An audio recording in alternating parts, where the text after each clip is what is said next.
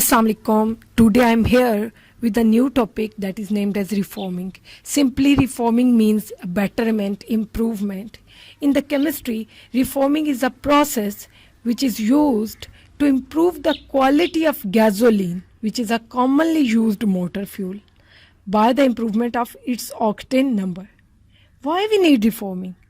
Actually, the gasoline which we obtain by the fractional distillation of petroleum is of low quality, and the utilization of this low quality gasoline will cause many problems. The first one is combustion initiated before spark plug fire. Combustion जो है वो spark plug fire से पहले ही start हो जाती है. Second one is production of knocking, which is a sharp metallic sound. Means जब engine चल रहा होता है तो फ्यूल की क्वालिटी लो होने की वजह से बहुत ज़्यादा शोर प्रोड्यूस होता है, बहुत ज़्यादा नॉइस प्रोड्यूस होती है, जो एक्चुअली इन्वायरमेंट के अंदर नॉइस पोल्यूशन काज करती है.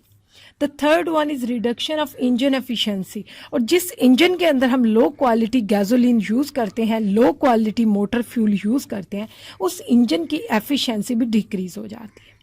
Which are the parameters or the indicators which are used to check the quality of fuel? वो कौन से पैरामीटर्स हैं जिनसे हम फ्यूल की क्वालिटी को चेक कर सकते हैं?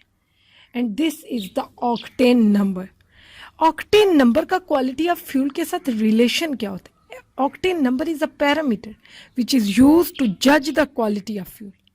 Octane number actually is directly related to the goodness of fuel.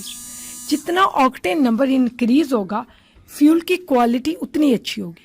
जबकि नॉकिंग की बात करें, नॉइस पोल्यूशन की बात करें, जो कि इंजन के अंदर इंजन की वजह से प्रोड्यूस होती है जब लो क्वालिटी गैसोलीन यूज़ होता है, तो नॉकिंग का इन्वर्स रिलेशन है ऑक्टेन नंबर के साथ. जितना ऑक्टेन नंबर बढ़ेगा, नॉकिंग कम हो जाएगी. How can you reduce knocking? How can you improve the octane number? Actually, octane number is dependent upon the nature of hydrocarbons chain. The straight chain hydrocarbons have very low octane number, that is mostly considered as zero. The result will be the poor quality of fuel. But if we use the broad chain hydrocarbons, for example, instead of utilization of N-octane, if we use isooctane, that is also named as 2,2,4-trimethylpentane, the engine will work very efficiently, the fuel will burn very smoothly, and the octane number of this fuel is considered as 100. There are two methods for the improvement of octane number. The first and the most preferable method is the reforming. It involves the conversion of straight chain hydrocarbons into broad chain hydrocarbons by heating in the absence of oxygen and in the presence of catalyst. You have to consider the two conditions.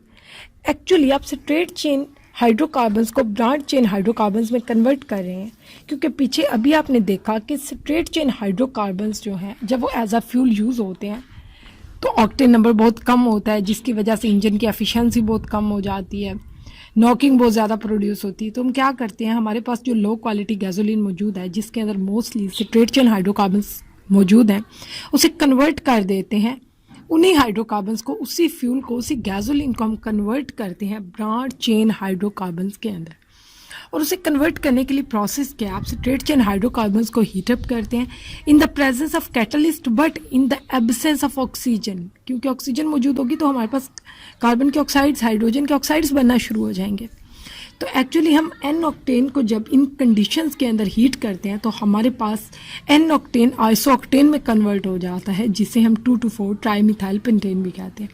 N octane का octane number हमारे पास 0 होता है, जबकि isooctane का octane number 100 consider किया जाता है.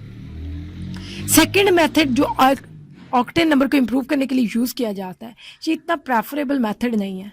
You have to blend the fuel with the TEL, means tetra ethyl lead के साथ फ्यूल को ब्लेंड करना है.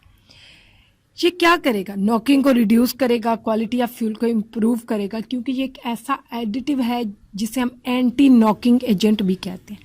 अब टेट्रा इथाइल लेड जो है ये एफिशिएंट एंटी नॉकिंग एजेंट तो है, ये तो इसका एडवांटेज है, लेकिन इसका डिसएडवांटेज क्या है? एक्चुअली इसकी कंबस्चन प्रोडक्ट जो कि लेड ऑक्साइड है वो भी बहुत डेंजरस है।